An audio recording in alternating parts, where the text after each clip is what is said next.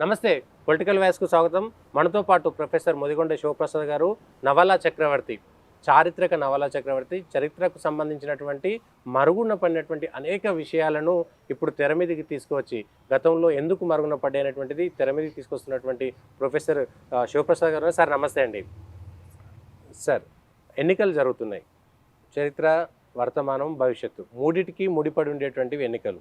గత చరిత్రలో జరిగినటువంటి తప్పులు, ఇప్పుడు జరుగుతున్నటువంటి అంశాలు, భవిష్యత్తుకు మేము ఉన్నామనేటువంటి భరోసా, ఈ అంశాలన్నింటిలో ఈ 2024 లోక్సభ ఎన్నికలను ఏ విధంగా అర్థం చేసుకోవచ్చు సార్ మీ దృష్టిలో? అందరికీ నమస్కారం. నా పేరు ప్రొఫెసర్ ముదిగొండ శివప్రసాద్, చారిత్రక నవలా చక్రవర్తి, retired professor of Osmania university, Shivam road, Hyderabad, Telangana. Today Saturday, April 27, 2024. Here is a message.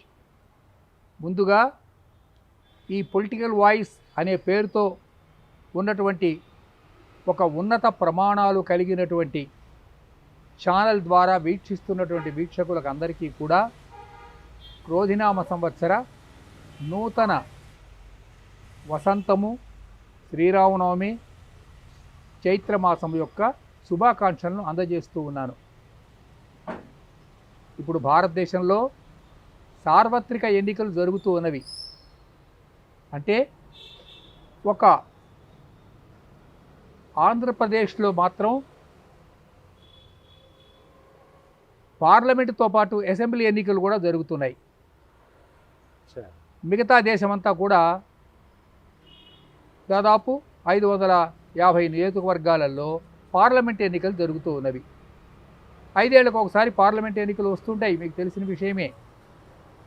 అయితే లోగడ జరిగినటువంటి ఎన్నికలకు ఇప్పుడు జరుగుతూ ఉన్నటువంటి ఎన్నికలకు ఉన్నటువంటి తేడా ఏమిటో మనం కొంచెం గమనిద్దాం, చారిత్రకంగా గమనిద్దాం. దీని పేరే పొలిటికల్ వాయిస్ కాబట్టి మనం కొన్ని హిస్టారికల్గా కొన్ని అంశాలను దృష్టిలోకి తీసుకుందాం.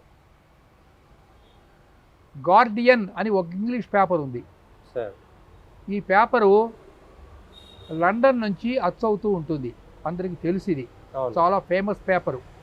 మనకి ఇండియాలో Indian express, times of India, Hindustan times వంటి పేపర్లాగే అది చాలా ఇంగ్లీష్ ఫేమస్ గార్డియన్ అన్న పేపరు. 2014వ సంవత్సరంలో ఈ గార్డియన్ పేపర్ ఒక ఎడిటోరియల్ రాసింది.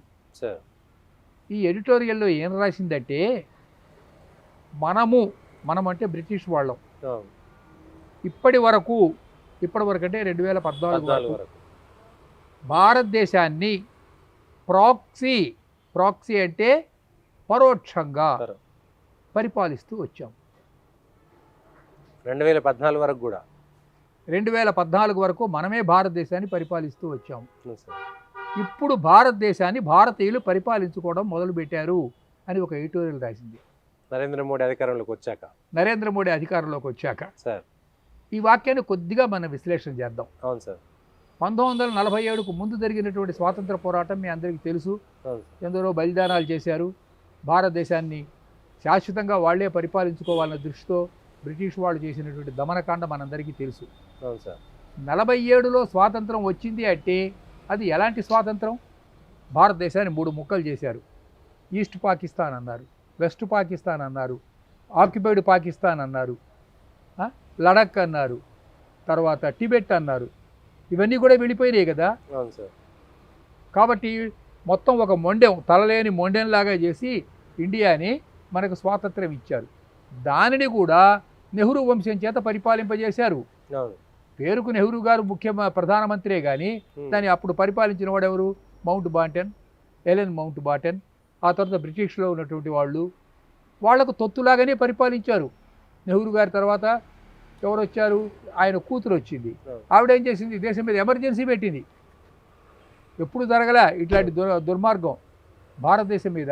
ఆవిడ ఎమర్జెన్సీ పెట్టింది. ఎవరు నోరెత్తడానికి వీల్లేదు, కాన్స్టిట్యూషన్ లేదు, ప్రజలకు స్వేచ్ఛ లేదు, లక్షల మందిని తీసి జైల్లో పడేసింది.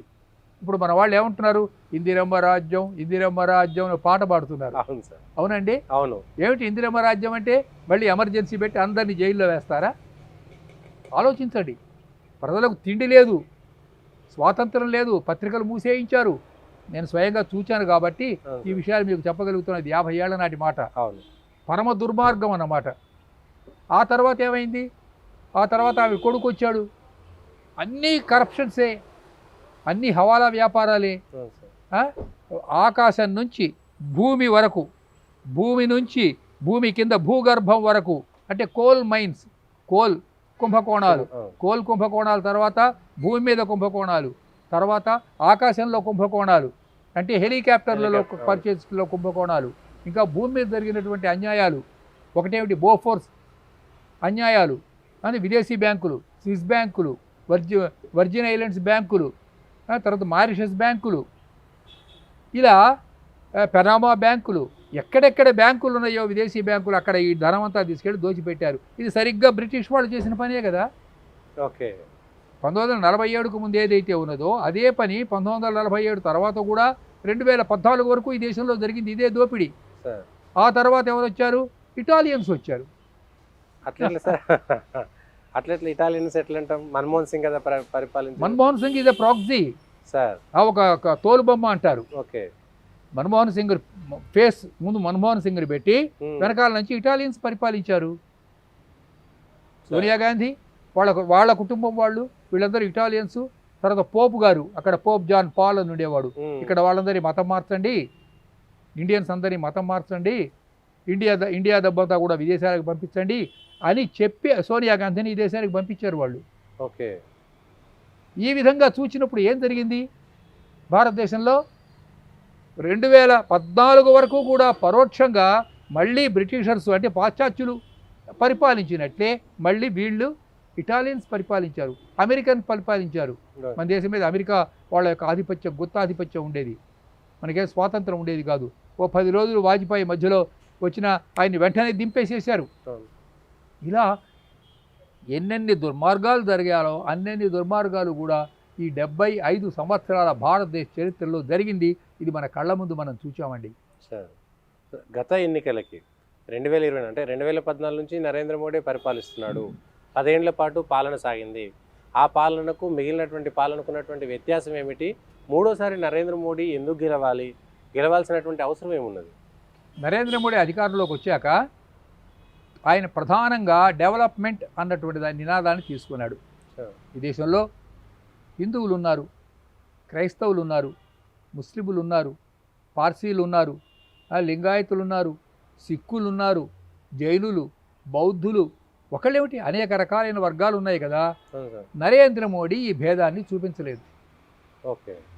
డెవలప్మెంట్, హిందువుకైనా ఆకలి ఒకటే, ముస్లింకైనా ఆకలి ఒకటే, అందరికీ ఆకలి కావాలి కాబట్టి సబ్కా సాథ్, సబ్కా వికాస్, సబ్కా ప్రయాస్ ఈ నినాదంతో చేశాడు. అయితే మతం మార్పిడుల కోసం విదేశాల నుంచి వచ్చే ధనాన్ని మాత్రం ఆపాడు. ఆ ధన ప్రవాహాన్ని ఆపివేశాడు. అది ఆ మతాల మీద జరిగినటువంటి దాడిగా చూడొచ్చు కదా. అది ఒక్క విషయం చెప్తాను సార్. మనం ఇండియాలో కొన్ని చర్చిలు ఉన్నాయనుకోండి, ఆ చర్చిల్ని కూలగొడితే మతం మీద దాడి. ఓకే. నీకు మత స్వాతంత్రం లేదు అని చెప్పవచ్చు. కానీ ఇక్కడ ఒక సతీష్ ఉన్నాడు, వాళ్ళు డబ్బిచ్చి బలవంతంగా చేసి లవ్ జిహాదీలు ప్రకటించి వాళ్ళను మతం మార్చి దశాంశాలు అంటే 10% డబ్బులు వీళ్ళ దగ్గర నుంచి కాజేస్తూ ఉంటే కల్వరి అని ఒకడు ఉన్నాడు ఇక్కడ సతీష్. ఈ సతీష్ కాదు నేను మాట్లాడుతుంది. సతీష్ అంటే కల్వరి. చిన్న నేను ఆటోలో వెళ్తుంటాను, ఆటోలో వెళ్తుంటే ఆటో డ్రైవర్ వాడి పేరు వెంకటేశ్ ఏదో ఉంది. ఆ వెంకటేశ్ ఏమయ్యా ఏమైనా అంటే కల్వరి సతీష్ అయ్యా మాకు మతం మార్పిచ్చిండు అంటే పాపం వీడు ఆటోలో వచ్చే 3000 రూపాయల్లోనూ 10% ఆ కల్వరి సతీష్ అయ్యకి ఇవ్వాలి. ఇది దుర్మార్గం అవునా కదా? వీడు బతికేంత పాపం చిన్నవాడు. ఇట్లా ఇది దుర్మార్గం. ఈ లవ్ జిహాదీ అనేది దుర్మార్గం. అంతేగాని ముస్లింలు వాళ్ళు నమాజ్ చేసుకోకూడదు, ముస్లింలు హాజ్ యాత్రకు వెళ్ళకూడదు అని ఎప్పుడన్నా అన్నాడా నరేంద్ర మోడీ? ఓకే. ఉత్తరప్రదేశ్ తీసుకోండి, అక్కడ ఉన్న ముస్లింలు అందరూ కూడా హిందువుల కన్నా ఎక్కువగా ముస్లింలు అక్కడ యోగి ఆదిత్యనాథ్ను ప్రేమిస్తారు గోరఖ్పూర్లో. కాబట్టి కాకపోతే ఒకటి, ఇండియాలో హిందువులను అణచివేసి వీళ్ళకి అస్తిత్వం లేకుండా చేసి మతం మార్పుళ్ళు చేస్తూ గత 75 సంవత్సరాలు కాదు స్వాతంత్రానికి ముందు కూడా మతం ప్రాతిపదిక మీద దేశాన్ని విభజించి వాళ్ళకి 4% రిజర్వేషను అని ఒక చోట అంటే 12% రిజర్వేషను. అవును. దేనికోసం? ఓట్లు అనమాట. గొంప కొత్తగా వాళ్ళు ఓట్లు వేయించుకుంటే వాళ్ళే అధికారంలోకి వస్తారు. ఓకే. ఇది దుర్మార్గం. దీనిని నరేంద్ర మోడీయే కాదు, మనమైనా దీన్ని సహించలేము. ఓకే కదా. ఇప్పుడు అది ఎజెండాగా మారిపోయింది సార్. అది ఎజెండాగా మారిపోయింది. ఎందుకంటే ఓట్లు వేయించుకోవాలి. ఈ ఓట్లు ఇంకో ముఖ్యమైన విషయం చెప్తాను చూడండి. ఇక్కడ మాకు తెలిసిన ఒక ఎమ్మెల్యే ఉన్నాడు. ఆయన అంతకుముందు ఎందులో ఉన్నాడు? టీఆర్ఎస్ పార్టీలో ఉన్నాడు. ఆ టీఆర్ఎస్ పార్టీ ఎప్పుడైతే మొన్న ఓడిపోయిందో కాంగ్రెస్ పార్టీలో చేరిపోయాడు. ఓకే. కాంగ్రెస్ పార్టీ ఓడిపోయింది అనుకోండి, బీజేపీలో చేరిపోతాడు. ఓకే. అధికారం ఏ పార్టీలో ఉంటే ఆ పార్టీలో. దానికి వాళ్ళు చెప్పే ఆర్గ్యుమెంట్ ఏమిటో చెప్పమంటారా? చెప్పు. వాళ్ళు చెప్పే ఆర్గ్యుమెంట్ ఏమిటంటే, అపోజిషన్లో ఉంటే మేము పనులు ఎట్లా చేస్తాం? అవును. మా నియోజకవర్గంలో మా ప్రజలు నా మీద ఆధారపడ్డారు. అవును. వాళ్ళకి పైసలు కావాలి. ఆ పైసలు అపోజిషన్లో ఉంటే నాకెట్లా వస్తాయి? అవును. కాబట్టి పైసలు తీసుకొని పని చేసి పెట్టాలి. అందుకని నేను అధికార పార్టీలో ఉండాలి. నాకు జెండా ఎందుకు, ఎజెండా ఎందుకు? అవును. బాగుంది కదా ఆర్గ్యుమెంట్. చాలా. ఈ విధంగా ఒక సిద్ధాంతరహితమైనటువంటి దుర్మార్గాన్ని దేశంలో వ్యాపింపజేశారు. ఇంకా డబ్బులు ఇవ్వటం, పైసలు ఇవ్వటం. ఇప్పుడు ఆంధ్రప్రదేశ్ చూడండి. ఆంధ్రప్రదేశ్లో పాస్టర్లందరికీ నెల జీతాలు ఇస్తున్నారు. ఎందుకండి? పాస్టర్లకు నెల జీతాలు ఎందుకు? వాళ్ళు చేస్తున్న పని ఏమిటి? కన్వర్షన్ కదా. అక్కడ ఆశా వర్కర్స్ అని ఉన్నారు. ఆశా వర్కర్స్ అంటారు వాళ్ళని. ఆశా వర్కర్సు, ఇంకా భవన నిర్మాణ కార్మికులు అని ఉన్నారు చాలామంది. మరి ఈ భవన నిర్మాణ కార్మికులు చాలా అవస్థలు పడుతూ ఉన్నారు. వాళ్ళ జీవితాలు ఏంటి? మరి ఇంకా అధ్యాపకులు ఉన్నారు, వాళ్ళ బతుకులేంటి? ఇంకా పెన్షనీర్స్ ఉన్నారు, వాళ్ళ జీవితాలు ఏంటి? ఈ రకంగా ఎన్నెన్నో వర్గాల వాళ్ళు అవస్థపడుతూ ఉంటే వాళ్ళందరూ సత్యాగ్రహ అంగన్వాడీ కార్మికుల్లోనే ఉన్నారు. వీళ్ళందరూ సత్యాగ్రహాలు చేశారు తిండి లేక. అలాగే నెల్లూరులో ఒక ఆవిడ ఉంది, ఆవిడ పేరు మర్చిపోయాను, తులసమ్మ అనుకుంటా. ఆ మద్య నిషేధానికి వ్యతిరేకంగా పెద్ద ఉద్యమం నిర్వహించింది. అది దేశవ్యాప్త ఉద్యమైంది. ఇప్పుడు ఏమైంది? ఇష్టం వచ్చినట్టు మద్యం తాగండి, మాకు ఓట్లు వేయండి అంటున్నారు. మద్యం మీద వచ్చే డబ్బుతో అక్కడ గవర్నమెంట్లో అవి నడుస్తున్నాయి. తెలంగాణలో కూడా అదే పరిస్థితి నడుస్తుంది. తెలంగాణ మీకు చూడండి, ఒక విషయం చెప్తాను. 2014లో రాష్ట్ర విభజన జరిగింది. రాష్ట్ర విభజన జరిగినప్పుడు తెలంగాణ మిగులు రాష్ట్రం. అటువంటి రాష్ట్రం మళ్ళీ మొన్న కేసీఆర్ ఓడిపోయినప్పటికీ, అంటే రేవంత్ రెడ్డి అధికారంలోకి వచ్చేసరికి 7 లక్షల కోట్ల అప్పు ఉంది. ఇది ఎట్లా జరిగింది? ఏమైంది డబ్బంతా? 7 లక్షల కోట్ల అప్పు. వాళ్ళు ఏం చెప్తున్నారంటే మేము అప్పు తెచ్చాము నిజమే, కానీ అప్పు తెచ్చి అప్పుతో మేము ఉత్పత్తిని పెంచాము అంటున్నారు. ప్రొడక్టివిటీ కోసం మేము అప్పు తెచ్చామని చెప్తున్నారు. అక్కడ ప్రొడక్టివిటీ చూపించండి. ప్రొడక్టివిటీ. మీరు పెట్టిన ఫ్యాక్టరీలు ఏంటి? మీరు చేసినటువంటి ఉత్పత్తి ఏమేం చేశారు? ఎక్కడెక్కడ చేశారు? అది కమిషన్లు తీసుకోవడమే కదా. కాళేశ్వరం 1,00,000 కోట్లు కూలిపోయింది. కడెం డ్యామ్ అని ఉండేది నా చిన్నప్పుడు. ఆ డ్యామ్ కడుతున్నప్పుడే కూలిపోయింది, కడెం డ్యామ్. అలాగే షరావతి అని అక్కడ ఒక డ్యామ్ ఉండేది 1960లో, షరావతి. ఈ డ్యామ్ ఎక్కడ ఉండేదంటే కర్ణాటకలో. కడుతున్నప్పుడే షరావతి డ్యాము కూలిపోయింది. తినేశారు డబ్బంతా. విన్నారా? షరావతి డ్యాములో అప్పుడే కడుతున్నప్పుడే అందులో డబ్బంతా తినేసేశారు. ఇలా పెద్ద పెద్ద ప్రాజెక్టు, 1,00,000 కోట్ల ప్రాజెక్ట్స్. ఇప్పుడు పోలవరం గతి ఏమైందండి? ఎంత దుర్మార్గం అండి! ప్రతి ఎన్నికల్లో అదే ఎజెండా. పోలవరం మళ్ళీ పోలవరం అది వరం కాదు, శాపం. అట్లా మారిపోయింది. ఇప్పుడు పోలవరం అంటే గుర్తొచ్చింది. పోలవరం మీద నేను ఒక నవల రాశాను. ఆ సంగతి మీ పాఠకులు కూడా చెప్పండి. ఆ నవల పేరు మహోదయం. ఆ పోలవరం ప్రోలయ నాయకుడు అనే వారి పేరు మీద కట్టారు. 800 ఏళ్ల క్రితం ప్రోలయ నాయకుడు అని ఒక హీరో ఉండేవాడు, ఛత్రపతి శివాజీ లాంటి వాడు. ఎవరికి తెలియదు ఈ పేరు. దయచేసి ఆ నవల చదవండి. ఆ నవల కావాలంటే మీ ఇంటికి నేను పంపిస్తాను బై పోస్టు.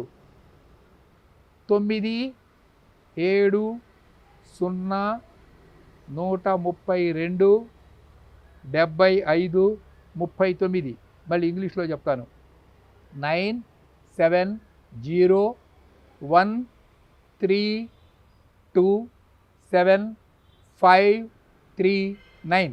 ఈ నెంబర్కి ఫోన్ చేయండి. రిజిస్టర్డ్ పోస్ట్లో మీ ఇంటికి పుస్తకం నేను పంపిస్తాను. పోలవరం ప్రోలయ నాయకుడు ఛత్రపతి శివాజీ లాంటి మహావీరుడు. ఇవాళ ఏమైంది? పోలవరం దాంతో ఫుట్బాల్ ఆడుకుంటున్నారు అందరూ. కాంగ్రెస్ వాళ్ళు, ఇప్పుడు వైఎస్ఆర్ సిపి అని అంటారు, ఆ పార్టీ వాళ్ళు, తెలుగుదేశం వాళ్ళు, ఇలా అక్కడ ఉన్న వాళ్ళందరూ కూడా పోలవరం అభివృద్ధి లేదు.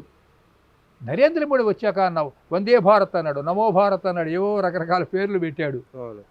పెట్టి బుల్లెట్ ట్రైన్స్, స్పీడ్గా వచ్చే ట్రైన్స్, తర్వాత అనాజ్ అంటే ఆహారం, ధాన్యం, 10 ఏళ్ళు ధాన్యం ఫ్రీగా పంచిపెట్టాడు.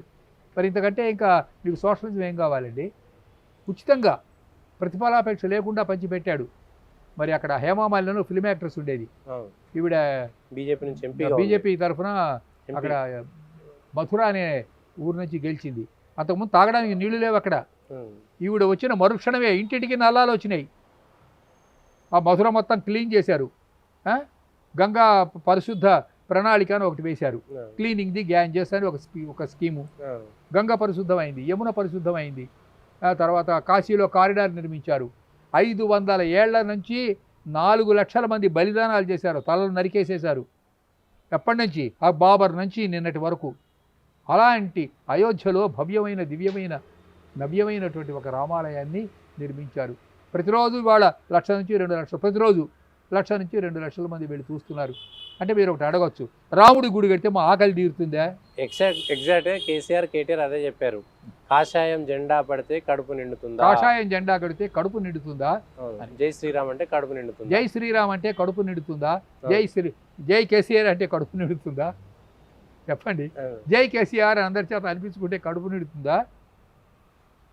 ఒక జాతి తన అస్తిత్వాన్ని కాపాడుకోవాలి అంటే ఆ జాతికి కొన్ని మానబిందువులు అంటూ ఉంటాయి. ఓకే సార్, ఇది బేసిక్ పాయింట్. దాన్ని భారతీయ ఆత్మ అంటారు. ఆ భారతీయ ఆత్మను చైతన్యపరచడానికి మనకు జై శ్రీరామ్ అనాలే. ఒకవేళ మీరు జై శ్రీరామ్ అనకపోతే అదంతా కూడా వెళ్ళి పాకిస్తాన్లో కలుస్తుంది. అప్పుడు ఈ కేసీఆర్ కానివ్వండి, లేకపోతే మమతా బెనర్జీ కానివ్వండి, లేకపోతే సనాతన ధర్మాన్ని నిర్మూలించాలంటున్నటువంటి ఈ డిఎంకే స్టాలిన్ కానివ్వండి, వీళ్ళంతా ఎక్కడుంటారు? పాకిస్తాన్లో ఉంటారు. అసలు ఇండియా ఉండదు కదా. అవునవును, టెక్నికల్ పాయింట్. ఇండియా అనే ఒక దేశం ఉంటే అప్పుడు మీరు ఎమ్మెల్యేలు, ఎంపీలు, మీ భోజనాలు అన్నీ చేసుకోవచ్చు, మీ కిక్ బ్యాక్స్, ముడుపులు అన్నీ వస్తాయి. అసలు ఇండియా లేనప్పుడు ఇండియా ఆఫ్ఘనిస్తాన్గా మారిపోయింది, వినారా? ఇండియా టిబెట్గా మారిపోయింది, ఇండియా పాకిస్తాన్గా మారిపోయింది, బెలూచిస్తాన్గా మారిపోయింది. అసలు ఇండియా లేకపోతే ఇంకా మీరు ఎవరిని పరిపాలిస్తారు? Simple question. కాబట్టి జై శ్రీరామ్ అంటే కడుపు నిండుతుందా? జై శ్రీరామ్ అనకపోతే ఇండియా లాగా ఉండదు, అసలు ఇండియాయే ఉండదు. ఓకే, ఇప్పటికి మనంతా పోగొట్టుకున్నాం కదండి. ఇండియా అసలు ఎందుకు పోయింది? అదంతా ఇండియాయేగా. అవును. 1947కు ముందు ఇండియా అంటే ఏమిటో తెలిసినా అండి? 1947కు ముందు Sri Lanka, it's a part of India. Burma, దీన్ని మయన్మార్ అంటారు, it's a part of India. Tibet, it's a part of India. Ladakh, it's a part of India. Balochistan, Afghanistan, ఇప్పుడు లాహోర్, పెషావర్ అంటారు చూడండి, ఇవన్నీ పార్ట్స్ ఆఫ్ ఇండియా. తర్వాత Bangladesh, it's a part of India. చాలా పెద్దదన్నమాట India, చిన్నది కాదు. ఇండియా అంటే చాలా పెద్ద దేశం. ఇప్పుడేముంది, ఎలికలు కొరికిన చిన్న రొట్టె ముక్కలాగా అయిపోయింది. జై శ్రీరామ్ అనకపోతే ఇది కూడా పోతుంది. అప్పుడు మీరు ఎక్కడికి వెళ్ళి మీరు డబ్బులు దోచుకుంటారు? అప్పుడు ఇమ్రాన్ ఖాన్ దగ్గరికి పోతారా? చెప్పండి. ISIS దగ్గరికి పోతారా? అప్పుడు అసలు మీ ముఖాలు చూసేవాళ్ళు ఎవరు? అవును. ఇండియా అంటూ ఉంటే, ఇక్కడ హిందువులు అనేవాళ్ళు ఉంటే అప్పుడు మీరు పరిపాలించవచ్చు. కానీ సనాతన ధర్మాన్ని నిర్మూలించాలని ఉదయనిధి స్టాలిన్ అంటుంటే అసలు ఇండియాయే లేకపోతే ఇంకా మీరు ఎవరిని పరిపాలిస్తారు? ఇదండి దుర్గతి. అంటే ఒక ఎన్నికల ప్రణాళికలో లేకపోతే ఎన్నికల్లో మతం అనేటువంటిది ప్రధానంగా ఎందుకు అవుతుంది? జై శ్రీరామ్ అనేటువంటిది వ్యక్తిగతమైనటువంటి విశ్వాసాలకు ప్రతీక, కానీ అది రాజ్యాంగానికి అనుకూలం కాదు కదా. శ్రీరాముడు ఏ మతానికి చెందినవాడు? నేను పరిశీలిస్తున్నాను. హిందూ మతానికి సంబంధించి హిందూ మతానికి శ్రీరాముడికి ఎటువంటి సంబంధం లేదు. ఓకే. శ్రీరాముడిని ఇండోనేషియాలో ముస్లింలు పూజిస్తారు. అవును. శ్రీకృష్ణుడిని ముస్లింలు పూజిస్తారు. శ్రీకృష్ణ ఈజ్ అవర్ గాడ్ అంటారు ముస్లింలు. ఇవాళకి అదేమో ముస్లిం కంట్రీ ఇండోనేషియా. ఇవాళకి అక్కడ అమ్మాయిలందరూ కూడా సీత అని పేరు పెట్టుకుంటారు, మగపిల్లలందరూ రాముడు అని పేరు పెట్టుకుంటారు. వాళ్ళు ఒక ఆదర్శం. రాముడు అనేవాడు ఒక ఆదర్శం. ఒక రాజు ఎలా ఉండాలి అంటే రాముడిలాగా ఉండాలి కదా. ఒక రాజు ఎలా ఉండాలి, ఒక అన్న ఎలా ఉండాలి అంటే తమ్ముడికి ఒక అన్న ఎలా ఉండాలి, ఒక భార్యకు ఒక భర్త ఎట్లా ఉండాలి. ఆరాధనాయ లోకస్య, అంటే ప్రజలే నాకు ఆదర్శం అన్నాడు రాముడు. గడ్డి పోతతో సమానం రాజ్యాన్ని అవతల పడేశాడు, అడవులకు వెళ్ళిపోయాడు. ఇప్పుడు ఒక కార్పొరేటర్ని రిజైన్ చేయమనండి చూద్దాం. మన ఎమ్మెల్యే కాదు, ఒక కార్పొరేటర్ని నెత్తి మోరు మొత్తుకుంటారు. ఒక కార్పొరేటర్ని రిజైన్ చేయమని చూద్దాం. మొత్తం దేశాన్ని గడ్డిపోతలాగా అవతల పడేసి వెళ్ళిపోయాడు. నరేంద్ర మోడీ చెప్తున్నటువంటి అంశంలో ముఖ్యంగా ఒకవేళ కాంగ్రెస్ గెలిస్తే హిందువుల యొక్క ఆస్తులను తాకట్టు పెట్టి లేదంటే వాటిని తీసుకుపోయి ముస్లింలకు జమ చేస్తారు అనేటువంటి మాట చెప్పడం సరైనటువంటి విధానంగా చూడొచ్చు అంటారా? ఈ మాట వాళ్ళు అన్నారు కదండి టీవీలో, మీ మంగళసూత్రాలు తీసుకెళ్తాం, ఆడవాళ్ళ మెడలో మంగళసూత్రాలు తీసుకుపోతారు, మీ ఇంట్లో ఉన్నటువంటి ఆడపిల్లల స్త్రీధనం మొత్తం తీసుకుపోతాం, మీ ఆస్తులు 50% ఎత్తుకుపోతాం, బ్యాంకు అకౌంట్స్ అన్ని ఎత్తుకుపోతాం. ఇది టెర్రరిస్టులు, అర్బన్ టెర్రరిస్టుల ఎజెండా. రాహుల్ గాంధీకి ఓటమి భయం పట్టుకుంది. ఎందుకంటే Rahul Gandhi is not an Indian. Rahul Gandhi అనేవాడు ఇండియన్ కాదు, is a practising Roman Catholic Christian. అంటే ఇవాటికి అతను రోజు చర్చికి పోతాడు, ఎలక్షన్లు వచ్చేసరికి అప్పుడు మాత్రం వెళ్ళి రాముడికో లేకపోతే శివుడికో దండం పెట్టుకుంటుంటాడు. కాబట్టి వాళ్ళకి దేశం మీద ప్రేమ ఎందుకు ఉంటుంది? నరేంద్ర మోడీకి ఉంటుంది, ఎందుకంటే అతను ఈ దేశంలో పుట్టాడు. కానీ దేశం కోసం సోనియా గాంధీకి ఇండియా మీద ఎందుకు ప్రేమ ఉంటుంది చెప్పండి? రాజీవ్ గాంధీని పెళ్లి చేసుకుని దేశం కోడలుగా వచ్చింది కదండి. కోడలుగా వచ్చిందంటే మంచి ప్రశ్న అడిగారు. ఈ ప్రశ్నకు జవాబు ఒక 2 నిమిషాలు చెప్తాను. చెప్పండి. ఇండియాకి సిస్టర్ నివేదిత అని ఒక ఆవిడ వచ్చింది. అవును. ఆవిడ విదేశాల నుంచి వచ్చింది. అవును. ఎట్లా వచ్చింది? ఒక దేశ సేవకురాలుగా వచ్చింది. ఓకే. కలకత్తా వీధుల్లో స్లమ్స్ అంటారు. అవును. స్లమ్స్ అంటే ఏమిటి? మురికివాడలు. అక్కడ తాను కూడా ఒక చిన్న గది తీసుకొని అందులో తన జీవితాన్ని గడిపింది. ఈవిడ రావటమే లవ్ జిహాదీ. లవ్ జిహాదే రాజీవ్ గాంధీని ట్రాప్ చేసి రావటమే ప్యాలెస్లోకి ప్రవేశించింది. ఈ దేశానికి సేవ చేయడం కోసం వచ్చింది ఆ కోడలుగా. ఒకసారి ఆలోచించండి, ఎన్నడన్నా ఆవిడ సేవ చేసిందా ఈ దేశానికి? ఏం సేవ చేసింది చెప్పండి? రాజీవ్ గాంధీని కోల్పోయింది, ఇందిరాగాంధీని కోల్పోయింది ఉగ్రవాదుల దాడుల్లో. వాళ్ళ ఈ దేశానికి వాళ్ళు త్యాగం చేసినటువంటి కుటుంబం కాదా నెహ్రూ కుటుంబం నుంచి ఇప్పటి వరకు? నెహ్రూ దేశ స్వాతంత్రం కోసం సర్వస్వం త్యాగం చేసినటువంటి వ్యక్తి. ఇందిరాగాంధీ నెహ్రూ ఏమీ త్యాగం చేయలేదండి. నేను నెహ్రూ చూశాను, నెహ్రూ ఉపన్యాసాలు విన్నాను. హాయిగా రేడియో ఉండేది, టీవీ ఉండేది కాదు. ఆయనకు ఒక రూమ్ ఇచ్చారు, పెద్ద ఇల్లు, అందులో మంచి భోజనం, ఒక అంతా ఇచ్చే కుక్ రాసుకునేందుకు. డిస్కవరీ ఆఫ్ ఇండియా బుక్ రాశాడు. లెటర్స్ టు ది ఇందిరా అంటే కూతురుకు ఉత్తరాలు రాశాడు. ఇంకో పుస్తకం రాశాడు, డిస్కవరీ ఆఫ్ ఇండియా. ఇలా అన్ని పుస్తకాలు రాసుకుంటూ ఆనందంగా గడిపాడు. బహిరంగంగా బయటకు వచ్చి ఎలక్షన్లో ప్రచారం చేయకూడదు, అంతవరకే. ఆయనకి ఏమీ కష్టాలు లేవు నెహ్రూకి. ఇప్పుడు నిన్న ఇక్కడ తెలంగాణ ఉద్యమం నడిచింది, 1600 మంది బలిదానాలు చేశారు, కాల్చి చంపారు, దిక్కు లేదు. విన్నారా? శ్రీకాంతాచార్య ఒకడు ఉన్నాడు పాపం, వాడు నెత్తి మీద కిరోసిన్ పోయి చచ్చిపోయాడు అనుకుంటారు కదా. మరి కేసీఆర్ కూతురు, కేసీఆర్ కొడుకు, కేసీఆర్ అల్లుడు, కేసీఆర్ బంధువులు, పిల్లలు ఎవరు త్యాగాలు చేశారండి? ఈ 1600 మంది బలిదానాలు చేశారు. స్వాతంత్ర సమరోద్యమంలో అలా బలిదానాలు చేసిన వాళ్ళ లిస్టు ఉంది, వేల మీద ఉంది. 1 2 3 4. భగత్ సింగ్, చంద్రశేఖర్ ఆజాద్, రాజ్గురు, స్వతంత్ర వీర సావర్కార్ పడ్డ కష్టాలు ఎవరు పడ్డారండి? కానీ సావర్కార్ పనికి మాలినోడు అని అన్నాడు, ఓపెన్గా అన్నాడు రాహుల్ గాంధీ. అవును. ఇంత దుర్మార్గమా? సావర్కార్ పనికి మాలినోట. సావర్కార్ స్మృతి చిహ్నాన్ని అండమాన్స్లో ఉంటే ఆ మణిశంకర్ అయ్యారని సోనియా గాంధీకి ఒక చెంచాగాడు వెళ్ళి పగలగొట్టి వచ్చాడు. వస్తే అతని మెల్లో ఇవి పూలదండేసింది.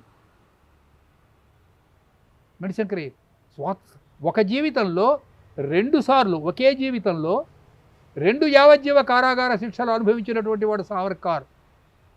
జీవితం, వ్యక్తిగత జీవితం సర్వనాశనం అయిపోయింది ఆయనకి.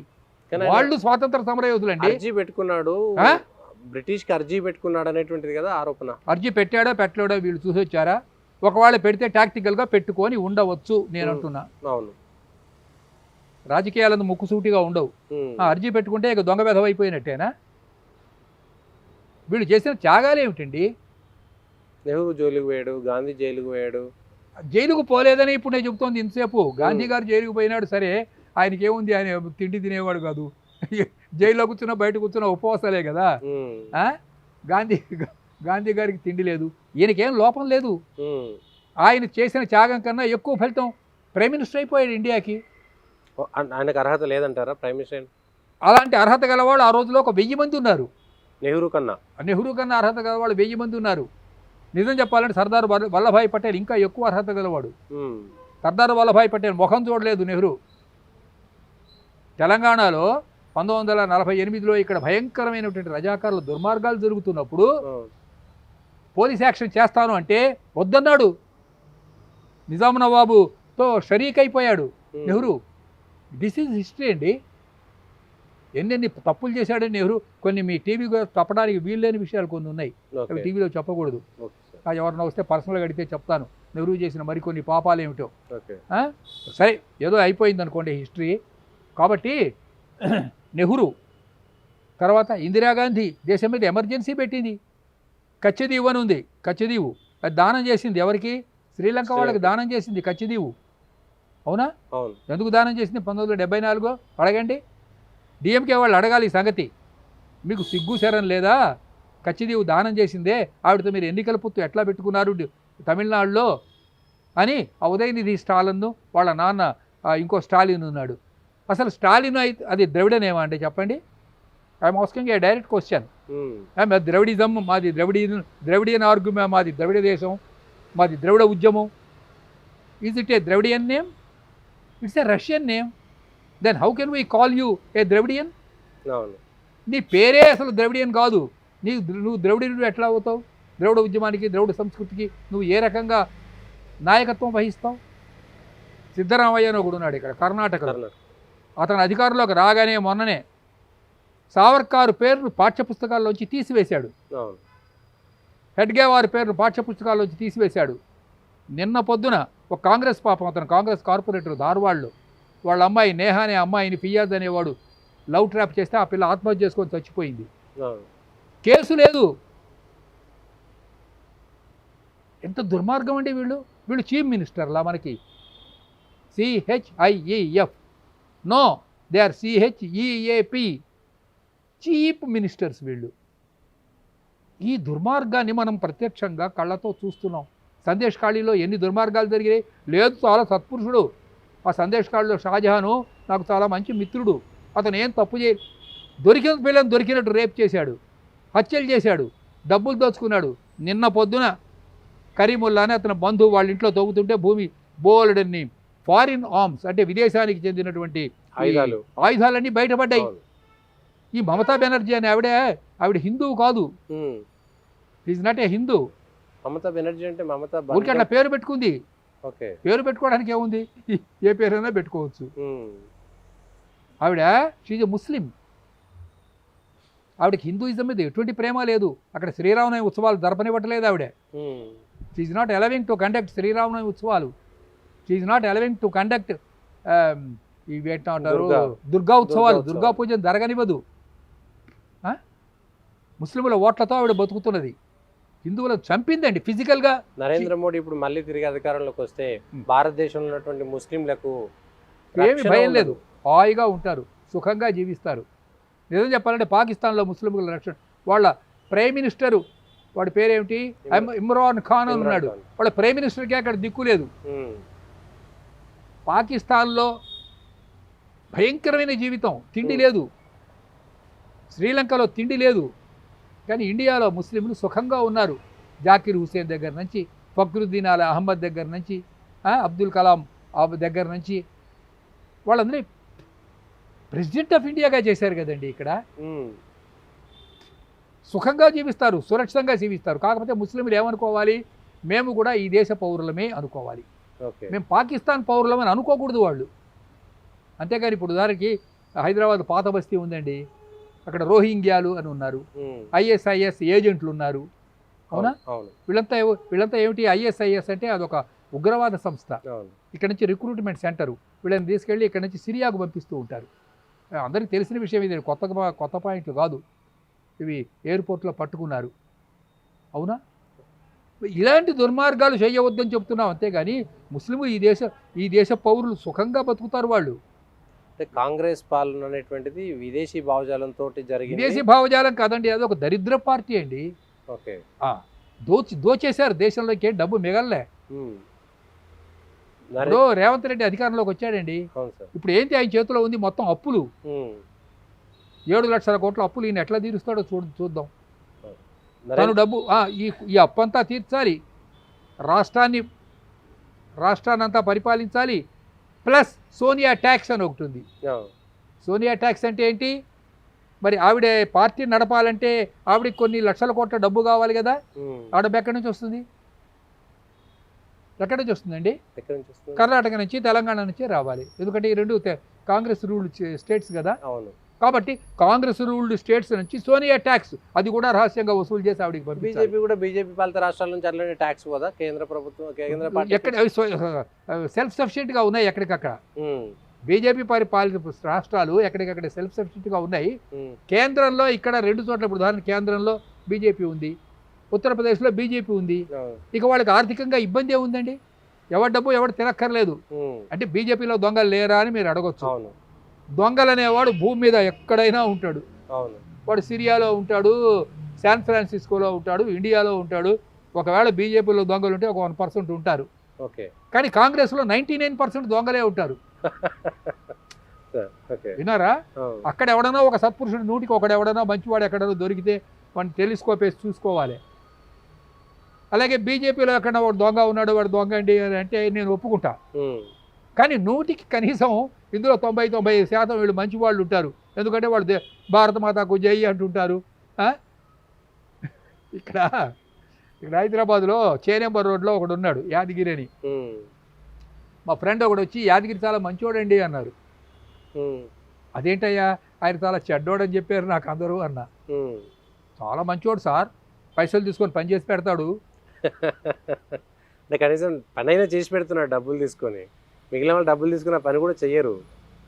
కాబట్టి చేనేంబర్ రోడ్లో యాదగిరి మంచివాట. ఎందుకని? పైసలు తీసుకొని పని చేసి పెడతాడు సార్, ఏమి ఇబ్బంది లేదు. ఇదిగో ఇట్లా తయారైంది మన రాజకీయాలు. కాబట్టి ఒక విషయంలో చెప్పండి. నరేంద్ర మోడీ 280 వచ్చినా 303 వచ్చినా సంతృప్తిగా లేడు. ఇప్పుడు 370 సీట్లు 400 సీట్ల లక్ష్యం పెట్టుకొని దేశంలో రాజ్యాంగాన్ని మార్చి సెక్యులర్ని తొలగించేసి తీవ్రంగా హిందూ తీవ్రవాద దేశంగా మరల్చేటువంటి ప్రయత్నం. హిందూ అనే పదమే సాఫ్ట్ అండి. ఓకే. హిందువులు నిజంగా తీవ్రవాదులే కనుకైతే 40 కోట్ల మంది ఇక్కడ ముస్లింలు జీవించి ఉండగలిగేవారా? ఓకే. హిందువులు నిజంగానే తీవ్రవాదులు అయితే ఇక్కడ పర్షియన్స్ ఉండగలిగేవాళ్ళ? హిబ్రూలు పాపం ఇజ్రాయిల్ ఎంత అవస్థపడుతున్నారు. వాళ్ళకి ఇక్కడికి పిలిచి మనం ఆతిథ్యం ఇచ్చా కదండి. ఆలోచించండి. ఇక్కడ హిబ్రూలు, ముస్లింలు, క్రైస్తవులు ఎంతమంది ఉన్నారండి? ఊరూరుకు ఒక చర్చి. మా గల్లీలో 10 చర్చిలు, గల్లీకి చర్చి. మనం తిరుపతి అనుకుంటాం వెంకటేశ్వర స్వామి కోవిల్ అని. 100 churches are there in Tirupati. 100 churches, వాటిని హౌస్ చర్చెస్ అంటారు. మళ్ళీ వీళ్ళు సిలువలు కట్టుకొని ఊరేగలరా? నిజంగా హిందువులు తీవ్రవాదులే కనుక అయినట్టయితే దిగ్విజయ్ సింగ్ అని ఒకడు ఉన్నాడు. అతను రాజా దిగ్విజయ్ సింగ్, దిగ్గి రాజా అంటారు. అతను అతను రాజ్గఢ్ అనే చోట అతను మధ్యప్రదేశ్ రాజా. హిందూ టెర్రరిజం అన్నాడు. అలాగే సుశీర్ కుమార్ షిండే అని ఒకడు ఉన్నాడు, అతను కూడా నిజంగానే హిందువులు కనుక టెర్రరిస్టులు అయితే వీళ్ళు 1000 సంవత్సరాలు ఇట్లా బానిసలుగా కుక్కలుగా బాధ్యం ద్వారా నీ కాలు మొక్కుతా అంటూ నిజాం నవాబుకు సేవ చేసి ఉండేవాళ్ళ? ఈ ప్రశ్నకు జవాబు చెప్పండి. హిందువులే కనుక అబ్దుల్ గురు లాగా, ఒసామా బిన్ లాడెన్ లాగా మారితే ఒక్క ముస్లిం అయినా సజీవంగా ఉంటాడా? అది వీళ్ళ రక్తంలో లేదు. సహనావతు సహనవభునతు ప్రతిరోజు ఈ పంతుళ్ళందరూ వచ్చేది ఈ మంత్రాలు చదువుతుంటారు. సహన శాంతి ఓం శాంతి ఓం శాంతి ఓం శాంతి. బీజేపీలో దళితులకు బీసీలకు స్థానం లేదు, బీజేపీలో ఆదివాసీలను అవమానిస్తారు అనేటువంటిది బీజేపీకి వీళ్ళకు సంబంధం లేదనేటువంటిది ఒక అంశం. ద్రౌపది ముర్ము ప్రెసిడెంట్ పోస్టుకు నిలబడ్డప్పుడు ఆవిడ ఓడించింది ఎవరు?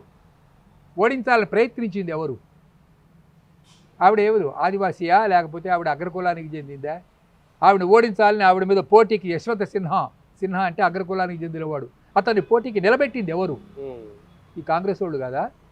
ఆవిడ బలపరిచింది, ఆ యశ్వంత్ సిన్హాను బలపరిచింది ఎవరు? ఈ తృణమూల్ కాంగ్రెస్ వాళ్ళు కాదా? చెప్పండి. యశ్వంత్ సిన్హాకు ఓటు వేసింది ఎవరు? ఆ లిస్టు తీయండి ఒకసారి. కానీ ఆమెను అయోధ్యలో పూజలకు మొదటి ప్రాధాన్యతగా ఎందుకు తీసుకుపోలేదు అనేటువంటిది ప్రశ్న. అయోధ్యలో పూజలు అన్నటువంటివి ఒక డివినిటీ చోట ముందు పురోహితులు పూజలు చేస్తారు. Okay. It's not a political function, okay. It's a spiritual religious function. అక్కడికి ద్రౌపది ముర్మునే తీసుకోవచ్చు. ద్రౌపది ముర్ముని తీసుకెళ్ళాలి, ప్రెసిడెంట్ ఆఫ్ ఇండియాని తీసుకెళ్ళాలి, అందరినీ తీసుకెళ్ళాలి. అందరూ వస్తారు. అందరూ మొదటి రోజే రారు, కొందరు రెండో రోజు వస్తారు, కొందరు మూడో రోజు వస్తారు. అందరిని తీసుకెళ్తే ఎందుకు తీసుకెళ్లారు? ప్రెసిడెంట్ ఆఫ్ ఇండియాని ఎందుకు తీసుకెళ్లారు? దీన్ని పొలిటికల్ స్పిరిచువల్ ఫంక్షన్ పొలిటికల్ ఫంక్షన్గా ఎందుకు మార్చారు అని అప్పుడు మళ్ళీ అట్లా అడుగుతారు. President of India, prime minister అందరూ ఎందుకు వెళ్ళాలి? మసీదులకు పోతారా? మీరు కొత్త మసీదు కడితే అక్కడికి వెళ్తారా అని అట్లా అడుగుతారు. మీరు అడగాలనుకున్నప్పుడు ఎన్ని రకాలైన అడగొచ్చు.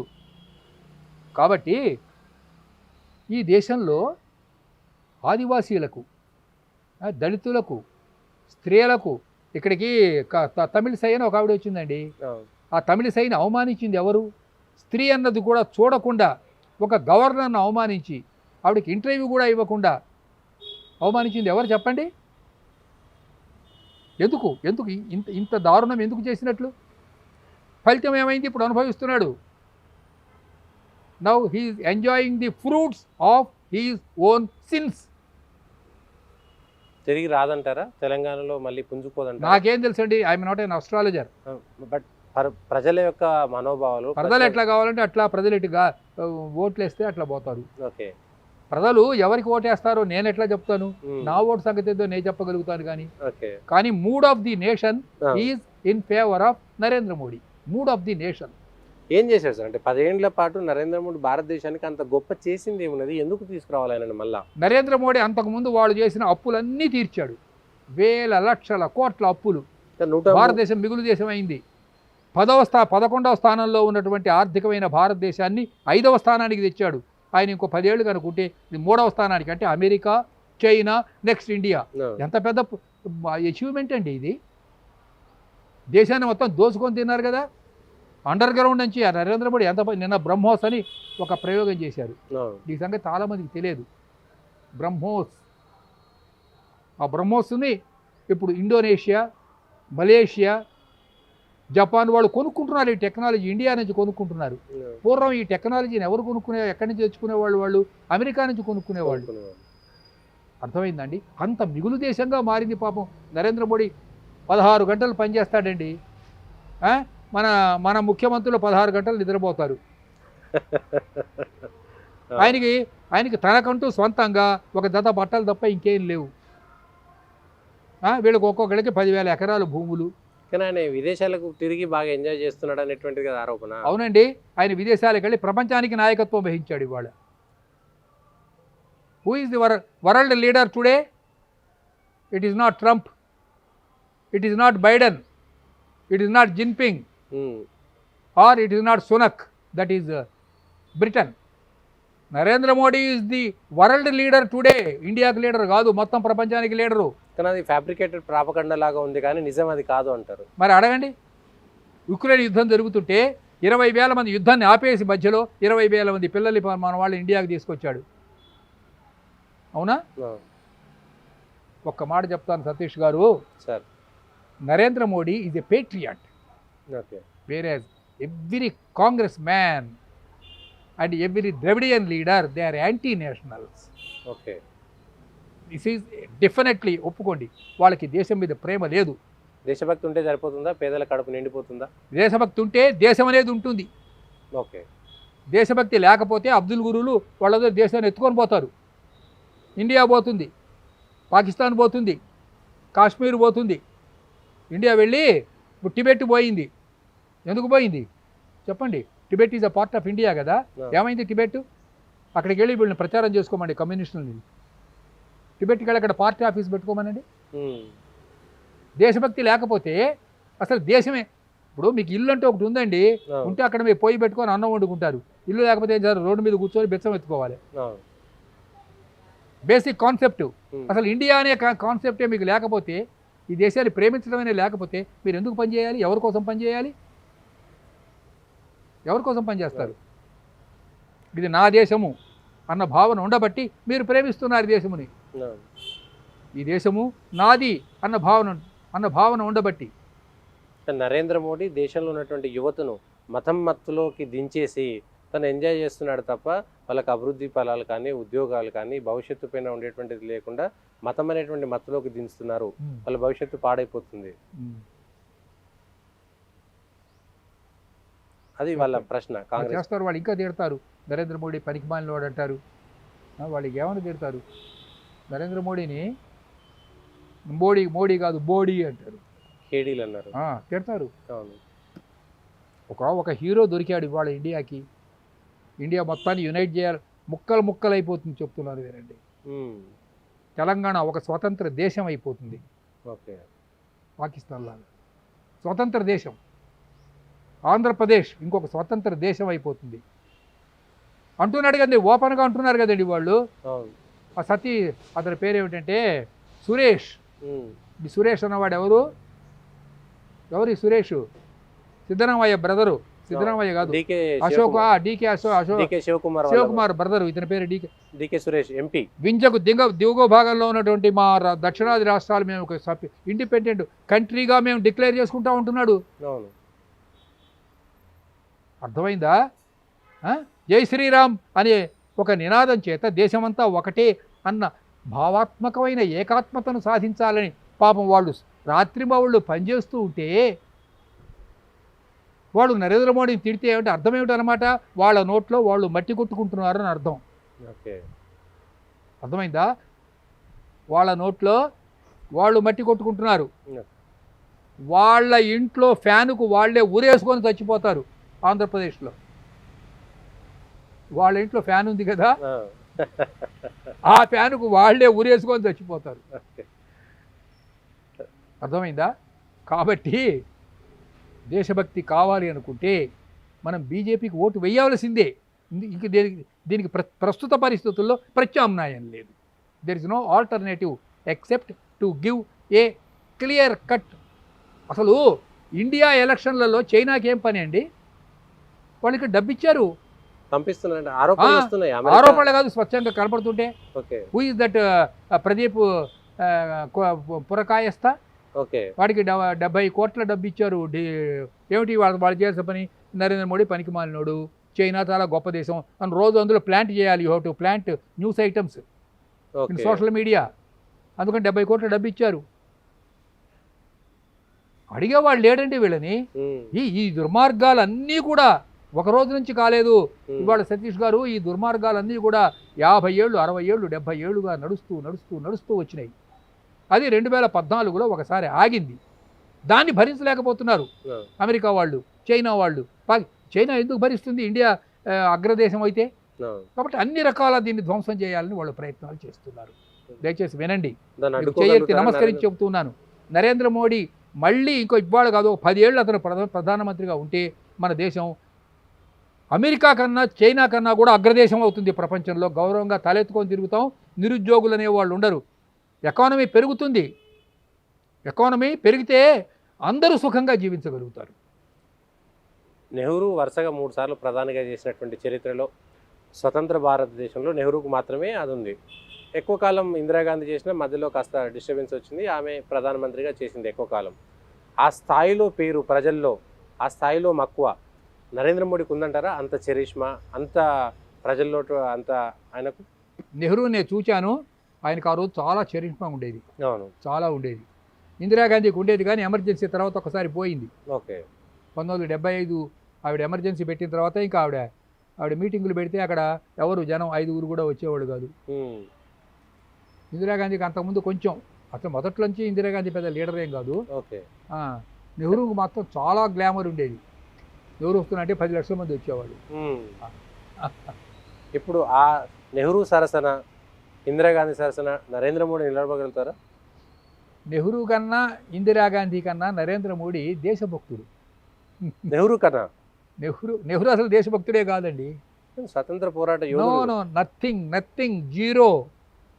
Nehru is a zero and Narendra Modi is a hero. తెలియదు అసలు ఈ తరం వాళ్ళకి నెహ్రూ చరిత్ర తెలియదు. నేను ఒక్కొక్కటి నెహ్రూ గారి చరిత్ర ఒక్కొక్కటి చెప్పడం మొదలు పెడితే అసలు మీరు వినలేరు. ఉమ్. అంత భయంకరంగా ఉంటుంది. మనం ఒక సిరీస్ చేసుకుందాం సార్. తెలియదు, నెహ్రూ చరిత్ర, ఇందిరాగాంధీ చరిత్ర, లాల్ బహదూర్ అది శాస్త్రి తెలియదు. నేను చరిత్ర. ఎందుకంటే వీళ్ళందరూ చూచిన వాడిని, ఉమ్. లాల్ బహదూర్ శాస్త్రి గారిని కలిసిన వాడిని. అవును. ఇప్పుడు నా వయసు 84 ఏళ్ళు. సార్. నేను వీళ్ళందరినీ చూచా. నెహ్రూ గారిని చూచా, ఆయన ఉపన్యాసాలు విన్నాను. ఇందిరాగాంధీని చూచాను, ఆవిడ ఉపన్యాసాలు విన్నాను. ఆవిడ చేసిన దుర్మార్గాలన్నీ తెలుసు నాకు. ఎన్నెన్ని దుర్మార్గాలు చేసిందో నాకు తెలుసు స్వయంగా. సార్. అందుకని అసలు నరేంద్ర మోడీకి తర్వాత నెహ్రూకు పోలిక లేదు. Nehru is not a patriot. ఒకరోజు ఏమన్నాడు తెలుసునండి, sir. Not even a blade of grass grows there in Ladakh, why should we have it. Aksai Chin విషయంలో ఇచ్చేసేయండి, లడక్ చైనాకి ఇచ్చేసేయండి, గడ్డిపోచ కూడా మొలవదు అక్కడ. ఆ. గడ్డిపోచ మొలవని దాని మీద మనకి ఎందుకు ఈ మమకారం అంటే, అక్కడ మహావీర్ త్యాగి అని ఒకడు ఉన్నాడు ఆ రోజులో. అక్కడే, అయ్యా నెహ్రూ గారు, మీ బట్టనెత్తి మీద ఒక వెంట్రుకు కూడా మొలవదు కదా, మరి మీ తలను కూడా తీసేస్తారా అని అడిగాడు ఉమ్. మహావీర్ త్యాగి. ఒక గడ్డిపోచ కూడా మొలవదు, అంత మాత్రాన అది భారతదేశం నుంచి తీసేస్తారా? ఓపెన్గా అడిగాడు త్యాగి. ఇది ఎవరికి తెలియదు, ఇది 1954లో జరిగిన ఇన్సిడెంట్ పార్లమెంట్లో.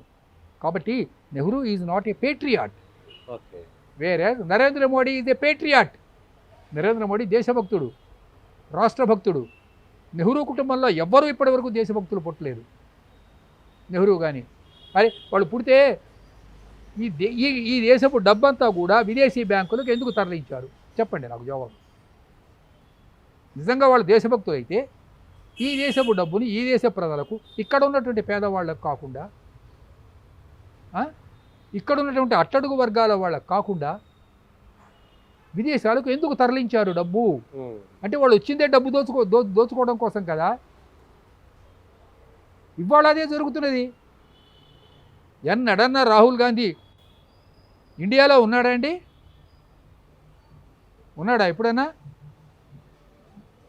He's a part time politician. Rahul Gandhi he's a part time politician. ఆయన ఏమంటారంటే ఇంగ్లీష్లో చునావీ హిందూ అంటారు. చునావీ హిందూ అంటే ఎలక్షన్లు వచ్చినప్పుడు ఇక్కడ ఒక దంజం వేసుకుంటాడు పైన, ఫ్యాన్సీ డ్రెస్లో లాగా. మాది దత్తాత్రేయ గోత్రం, నేను హిందువుని అని అయోధ్యకి వెళ్ళి అయోధ్యలో రాముడి గుడి కట్టకూడదు అన్నవాడు ఎవడో తెలుసునా అండి? వీళ్ళే. కపిల్ సైబల్ అని ఒకడు ఉండేవాడు, ఇప్పుడు కూడా ఉన్నాడు. అసలు రాముడే లేనప్పుడు రాముడికి దేవాలయం ఏమిటి అని సుప్రీంకోర్టులో కేసు వేసాడు. ఆ కేసును కొట్టేసింది. ఇన్ని దుర్మార్గాలు జరిగాయి చరిత్రలో. ఇవన్నీ దుర్మార్గాలు. ఒక మాట చెప్తాను సతీష్ గారు, హిందువులు అనే వాళ్లకు బుద్ధి లేదు. తన్నులు తింటూనే ఉన్నారు. 1000 ఏళ్ల చరిత్రలో తన్నులు తింటూనే ఉన్నారు. మళ్ళీ బాంచం దొర అని కాలు మొక్కుతా. ఇతరులనని ఏమిటి ప్రయోజనం అండి? చైనా వాళ్ళను, అమెరికా వాళ్ళను, రష్యా వాళ్ళను, పాకిస్తానీ వాళ్ళను, ముస్లిమ్స్ను ఇతరులని ప్రయోజనం ఏమిటి? వీళ్ళకి జ్ఞానం ఉందా? నేను ఇన్ని మాటలు చెప్తున్నాను కదా.